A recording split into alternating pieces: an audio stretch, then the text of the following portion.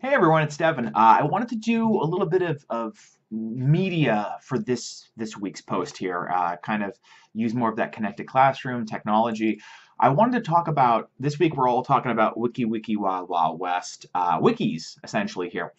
And the first thing I wanted to talk about were some concepts from a theoretical framework of collaborative knowledge building with wikis. A systemic and cognitive perspective rolls right off the tongue. Some major takeaways. When I think of wikis, I'm using them predominantly. You're looking up a word, a term, a TV show, and the first result, or usually in the top three results, is a Wikipedia page, and you're diving in deeper and you're kind of reading things. I've mentioned before that I fall along more of the lurker end of the spectrum here, where I'm doing a lot more of the internalizing of this information and not doing the externalizing nearly as much.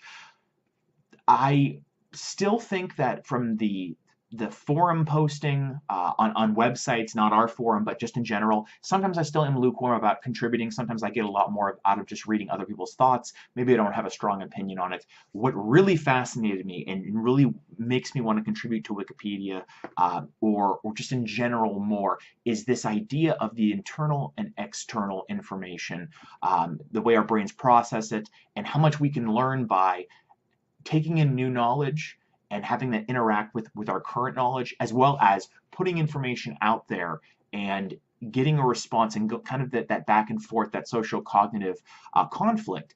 That I would say really makes me want to participate more because now I'm seeing that it's not just a social choice that I'm making, it's a lot more of what I'm missing out on. There's a learning aspect that I'm not really engaging with. And this article really made me want to do that. Some of the interesting things too, I thought were essentially having your schema being improved by this conflict between the two different kinds of knowledge, and just seeing how in these sort of the academic examples they had listed, not every single person was having that internal and external exchange. Some were just doing one or the other, but seeing how as these new ideas kind of cross-pollinated, new ideas came out. And they say about how teaching someone something is one of the best ways to learn, but now seeing how this information is going to go back up into your brain and interact and kind of requalify and reinform what you already know, that really excited me. The other big thing I thought was how it creates this emergent knowledge that's quoted, and that was a brand new concept for me. That really makes me feel like wikis have a power that no other piece of sort of media has, especially in the Web 2.0 sort of system here. If you have a good group of people contributing, and I know, Elizabeth, you've mentioned on your blog post, it really depends on the strength of the group. If you've got a strong group contributing, I can see a lot of great potential for using wikis. And I can see them using it more along the lines of a classroom, like we've seen in some of these examples, using it for building a database of information for a company, etc. there. The other last thing I want to mention too was I ended up two last things I would say for the first article. That social cognitive conflict, what really excited me and fascinated me was I almost thought this was going to be a very dry academic article, and it wasn't. Kind of going into that social cognitive conflict and figuring out, in order to get people to contribute, how do we do it? There has to be enough information there to tantalize them to contribute in, at least on the internalizing end of things.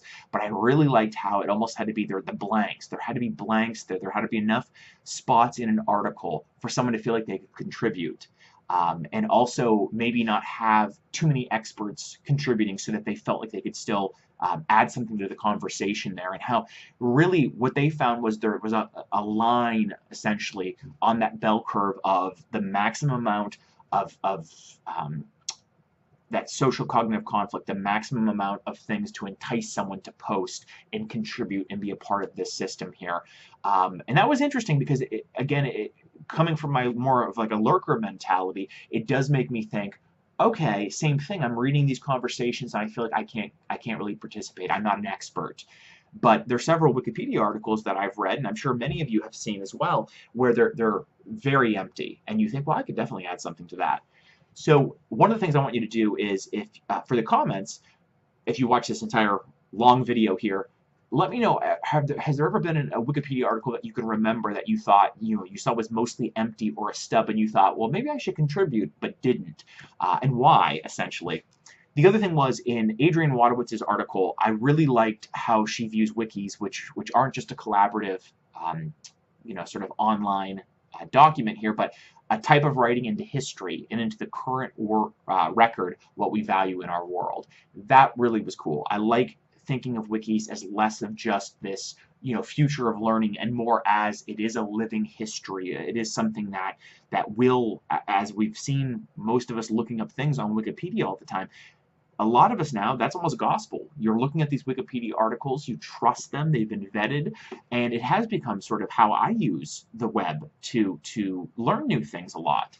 I also thought what was interesting, that the biggest error is that, in Wadowitz's eyes, is that these articles are incomplete, that there's a lot of times where you have these articles online, but there's not a lot of information fleshed out. And this course and these articles have really made me think, okay, I should wade out there and try to contribute and see what that's like. The other big thing is that sometimes I think about, well, what could I contribute? And she mentions that even 10 to 13-year-olds will write every day on Wikipedia for things that they know, like video games, pop culture. And I think all that is great. It really opened my eyes to the problems that Wikipedia has, and I've noticed it firsthand, I'm sure you guys have as well, is that a lot of articles, the media is really woefully out of date. There are photos that are 5 or 10 years old on actors' pages, and I always wondered why. Why does that work? And learning that they have to be, Creative Commons, they have to be public domain, all of that, I think, really hurts sometimes, having up-to-date information on that. And the other big thing, too, is her final point about how information on Wikipedia is politicized, about how we cover things, historical figures, or what we choose to leave in or take out. All of that is a conscious choice, and I think that is probably the greatest weakness of Wikipedia, is that it is written by humans, and it's a constantly evolving thing. And I know that during different political campaigns, you'd see news articles about someone's Wikipedia page being defaced, fake information being put in, being edited back to the original article. But just in terms of this is built by people, and people are fallible here. I think there's so much potential in wikis, and I'm seeing it now from that how our brains actually learn that really entices me to actually want to get more involved. Long video aside, let me leave you with this last thing. They mentioned that autopoiesis, which is in the article, which is the Greek word for self-creation, which refers to a system that's capable of reproducing and maintaining itself, which really sums up Wikipedia. But also, as soon as I saw that word, I didn't know what it meant exactly. First thing I did, I Googled it. What came up? A Wikipedia article. I immediately started reading it, and I'll tell you, I didn't have the self-awareness to realize what I was doing, and then as soon as I did, I was like, okay, this makes a lot of sense here. So anyways, thank you for watching. My second video is very brief, about 2 minutes long, and it talks more about an example of how I used wikis in my past here. Thank you so much for watching. Thank you for your patience, and we'll see you next